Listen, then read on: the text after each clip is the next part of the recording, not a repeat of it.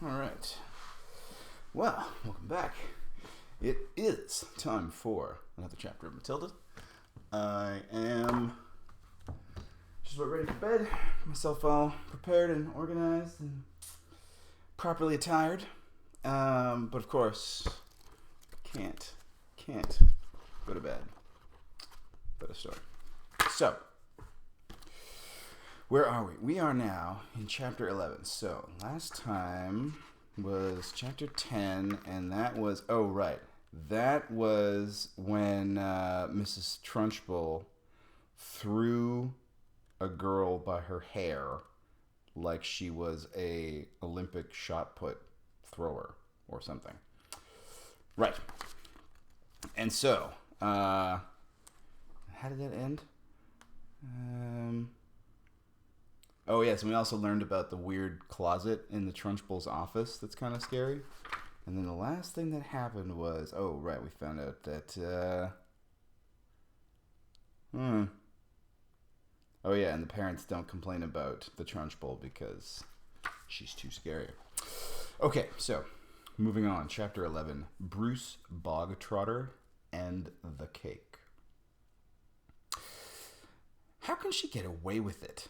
Lavender said to Matilda. Surely the children go home and tell their mothers and fathers. I know my father would raise a terrific stink if I told him the headmistress had grabbed me by the hair and slung me over the playground fence. No, he wouldn't, Matilda said, and I'll tell you why. He simply wouldn't believe you. Of course he would. He wouldn't, Matilda said, and the reason is obvious. Your story would sound too ridiculous to be believed, and that is the Trunchbull's great secret. What is? Lavender asked. Matilda said, never do anything by halves if you want to get away with it. Be outrageous. Go the whole hog. Make sure everything you do is so completely crazy it's unbelievable. No parent is going to believe this pigtail story, not in a million years. Mine wouldn't. They'd call me a liar. In that case, Lavender said, Amanda's mother isn't going to cut her pigtails off. No, she isn't, Matilda said. Amanda will do it herself. You see if she doesn't. Do you think she's mad? Lavender asked. Who?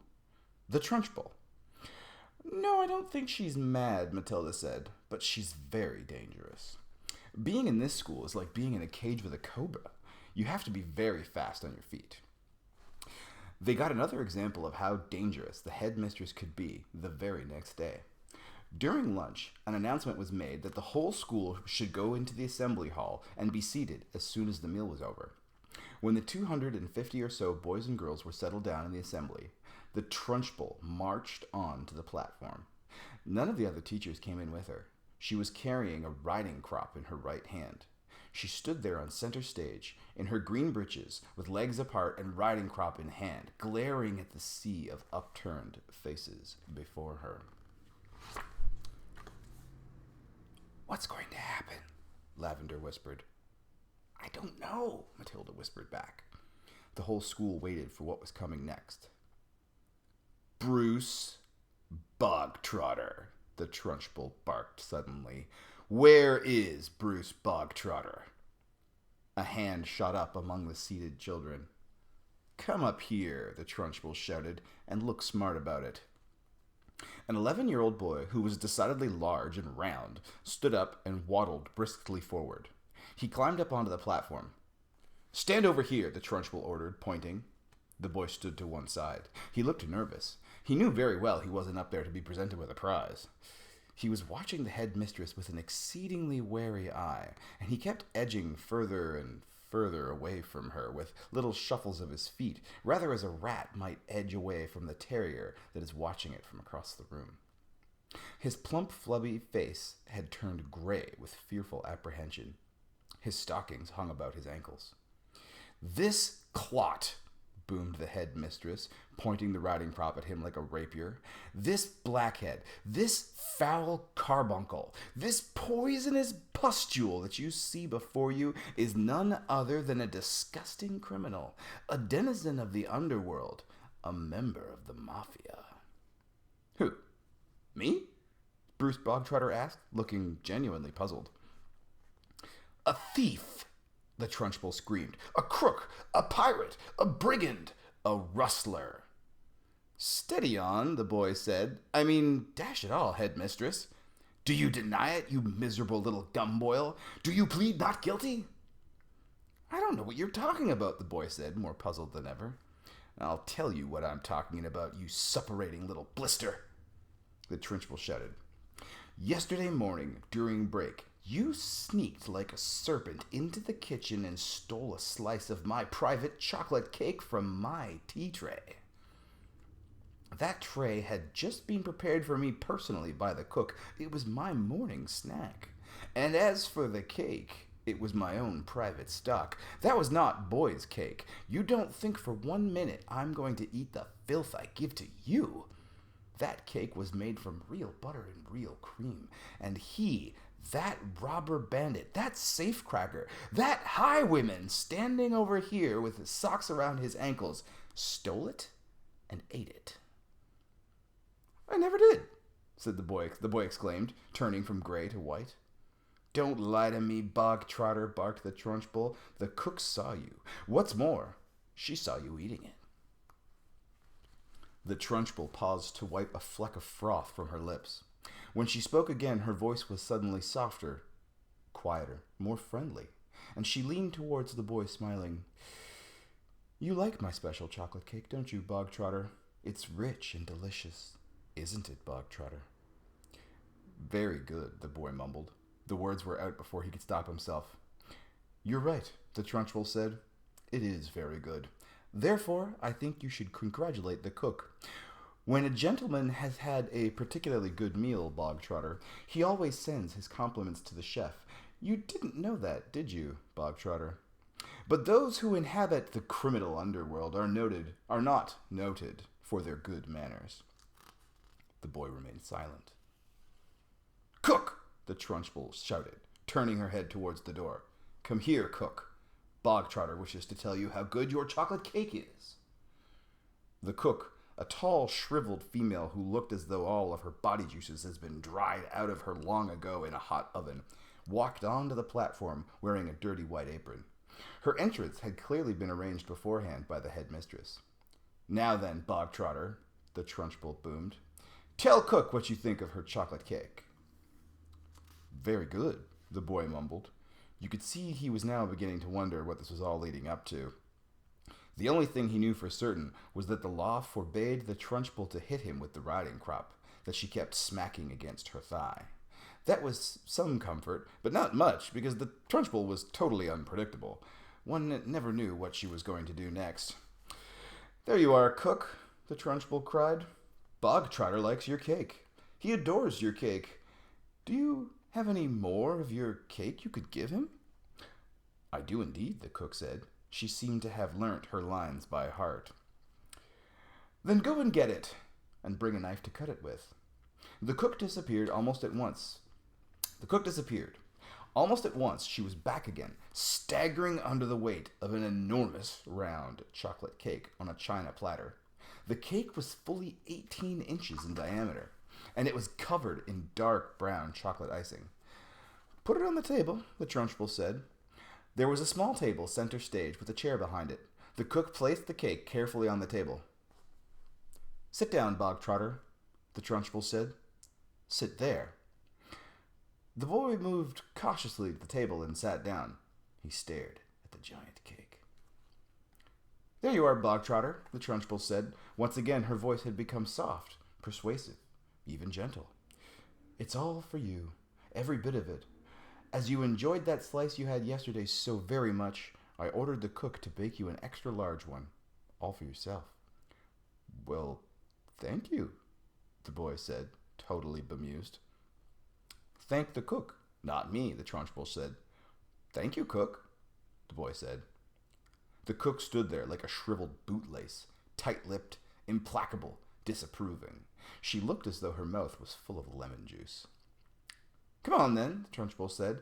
Why don't you cut yourself a nice, thick slice and try it? What, now? The boy said, cautious. He knew there was a catch in this somewhere, but he couldn't be sure where. Can't I take it home instead? He asked. That would be impolite, the Trunchbull said. with a crafty grin. "You must show Cookie here how grateful you are for all the trouble she's taken." The boy didn't move. "Get on with it," the Trunchbull said. "Cut a slice and taste it. We haven't got all day." The boy picked up the knife and was about to cut into the cake when he stopped. He stared at the cake, then he looked up at the Trunchbull, then at the tall, stringy cook and her lemon juice mouth. All the children in the hall were watching intensely, waiting for something to happen. They felt certain it must. The Trunchbull was not a person who would give someone a whole chocolate cake to eat just out of kindness. Many were guessing that it had been filled with pepper or castor oil or some other foul-tasting substance that would make the boy violently sick. It might even be arsenic, and he would be dead in 10 seconds flat. Or perhaps it was booby-trapped, and the whole thing would blow up the moment he cut it, taking Bruce Bogtrotter with it. No one in the school put it past the Trunchbull to do any of these things. "I don't want to eat it," the boy said. "Taste it, you little brat," the Trunchbull said. "You're insulting the cook." Very gingerly, the boy began to cut a thin slice of the vast cake. Then he levered the slice out. Then he placed the knife down and took the sticky thing in his fingers and very slowly started to eat it. "It's good, isn't it?" the Trunchbull asked. "Very good," said the boy, chewing and swallowing. He finished the slice. "Have another," the Trunchbull said. That's enough, thank you," the boy murmured. "I said have another," the Trunchbull said, and now there was an altogether sharper edge to her voice. "Eat another slice. Do as you are told." "I don't want another slice," the boy said. Suddenly the Trunchbull exploded. "Eat!" she said, banging her thigh with the riding crop. "If I tell you to eat, you will eat. You wanted cake, you stole cake, and now you've got cake. What's more, you're going to eat it. You do not leave this platform, and nobody leaves this hall until you have eaten the entire cake that is sitting in front of you. Do I make myself clear, Bogtrotter? Do you get my meaning?" The boy looked at the Trunchbull. Then he looked down at the enormous cake. "Eat, eat, eat!" the Trunchbull was yelling. Very slowly, the boy cut himself another slice of cake and began to eat it. Matilda was fascinated. "Do you think he can do it?" she whispered to Lavender. "No," Lavender whispered back. "It's impossible. He'd be sick before he's halfway through." The boy kept going. When he had finished the second slice, he looked at the Trunchbull, hesitating. "Eat!" she shouted. "Greedy little thieves who like to eat cake must have cake. Eat faster, boy, eat faster. We don't want to be here all day. And don't stop like you're doing now. Next time you stop before you've finished, you'll go straight into the chokey, and I shall lock the door and throw the key down the well." The boy cut a third slice and started to eat it. He finished this one quicker than the other two, and when that was done, he immediately picked up the knife and cut the next slice. In some peculiar way, he seemed to be getting into his stride. Matilda, watching closely, saw no signs of distress in the boy yet. If anything, he seemed to be gathering confidence as he went. "He's doing well," she whispered to Lavender. "He'll be sick soon," Lavender whispered back. "It's going to be horrid." When Bruce Bogtrotter had eaten his way through half of the enormous cake, he paused for a couple of seconds and took several deep breaths. The Trunchbull stood with hands on her hips, glaring at him. "Get on with it," she shouted. "Eat it up!" Suddenly the boy let out a gigantic belch, which rolled around the assembly hall like thunder. Many of the audience began to giggle. "Silence!" shouted the Trunchbull. The boy cut himself another thick slice and started eating it fast. There were still no signs of flagging or giving up. He certainly did not look as though he was about to stop and cry out, I can't eat anymore. I'm going to be sick." He was still in the running. And now, a subtle change was coming over the 250 children watching in the audience. Early on, they had sensed impending disaster. They had prepared themselves for an unpleasant scene in which the wretched boy, stuffed to the gills with chocolate cake, would have to surrender and beg for mercy. And then they would have watched the triumphant Trunchbull force-feeding more and still more cake into the mouth of the gasping boy. Not a bit of it. Bruce Bogtrotter was 3/4 of the way through the cake and still going. One sensed that he was almost beginning to enjoy himself. He had a mountain to climb, and he was jolly well going to reach the top or die in the attempt. What is more, he had now become very conscious of his audience and of how they were all silently rooting for him. There was nothing less than a battle between him and the mighty Trunchbull. Suddenly someone shouted, "Come on, Bruce, you can make it!" The Trunchbull wheeled around and yelled, "Silence!" The audience watched intently. They were thoroughly caught up in the contest. They were longing to start cheering, but they didn't dare. "I think he's going to make it," Matilda whispered. "I think so too," Lavender whispered back. "I wouldn't have believed anyone in the world could eat a whole cake like that size." "The Trunchbull doesn't believe it either," Matilda whispered. "Look at her. She's turning redder and redder. She's going to kill him if he wins." The boy was slowing down now. There was no doubt about that, but he kept pushing the stuff into his mouth with the dogged perseverance of a long-distance runner who had sighted the finish line and knows he must keep going. As the very last mouthful disappeared, a tremendous cheer rose up from the audience, and the children were leaping onto their chairs and yelling and clapping and shouting, "Well done, Bruce! Good for you, Brucey! You've won a gold medal, Bruce!" The Trunchbull stood motionless on the platform. Her great horsey face had turned the color of molten lava, and her eyes were glittering with fury. She glared at Bruce Bogtrotter, who was sitting on his chair like some huge, overstuffed grub, replete, comatose, unable to move or speak. A fine sweat was beading on his forehead, but there was a grin of triumph on his face. Suddenly, the Trunchbull lunged forward and grabbed the empty china platter on which the cake had rested. She raised it high in the air and brought it down with a crash right on top of the wretched Bruce Bogtrotter's head, and pieces flew all over the platform. The boy was by now so full of cake that he was like a sack full of wet cement, and you couldn't have hurt him with a sledgehammer. He simply shook his head a few times and went on grinning. "Go to blazes!" screamed the Trunchbull, and she marched off the platform, followed closely by the cook. Well, this book's getting weirder and weirder. I like it, though. Okay, so that's the end of Chapter 11. Next time we will be up for Chapter 12, which is called Lavender. I wonder what's in that one. All right, until then, time to get some sleep. Good night.